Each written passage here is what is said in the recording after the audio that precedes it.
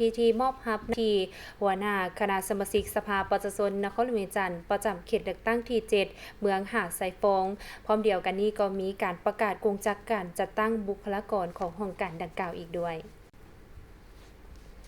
พิธีได้จัดขึ้นในวันที่ 17 สิงหาคม 2026 อยู่ที่สำนักงานปกครองเมืองหาดทรายฟง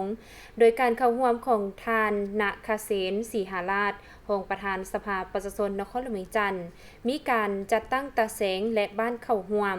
ในพิธีท่านสุขสวรรค์บุตรวงศ์หัวหน้าคณะสมาชิกสภาประชาชนนครหลวงจันทร์ประจำเขตเลือกตั้งเมืองหาดทรายฟงผู้เก่า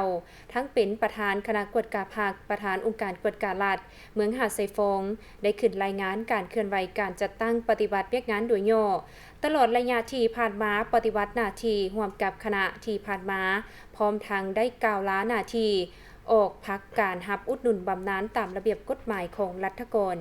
ในพิธีได้ผ่านวาตีของคณะประจำสภาประชาชนนครหลวงจันทร์ว่าด้วยการแต่งตั้งทานคำมูลเตียงทาราชเลขาพรรคเมืองหาดทรายฟงเป็นหัวหน้าคณะสมาชิกสภาประชาชนนครหลวงจันทร์ประจำเขตเลือกตั้งที่ 7 เมืองหาดทรายฟงผู้ใหม่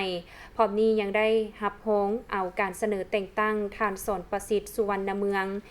กรรมการพรรคเมืองสมาชิกสภาประชาชนนครหลวงจันทร์ประจำเขตเลือกตั้งที่ 7 เมืองหาดทรายฟงเป็นฮ้องหัวหน้าคณะสมาชิกสภาประชาชนประจำเขตเลือกตั้งเมืองหาดทรายฟงพร้อมทางได้ผ่านมติว่าด้วยการสั่งตั้งโครงการรับฮ้องเอาการเสนอแต่งตั้งทานเศรษฐาพุทธวงศ์เป็นหัวหน้าโครงการคณะสมาชิกสภาประชาชนนครหลวงจันทร์ประจำเขตเลือกตั้งเมืองหาดทรายฟงผ่านข้อตกลงว่าด้วยการแต่งตั้งบุคลากรของโครงการดังกล่าวซึ่งได้แต่งตั้งฮ้องหัวหน้าโครงการ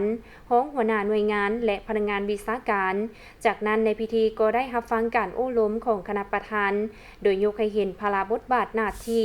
ของคณะสมาชิกสภาและทิศทางการปฏิบัติเวียกงานในต่อหน้า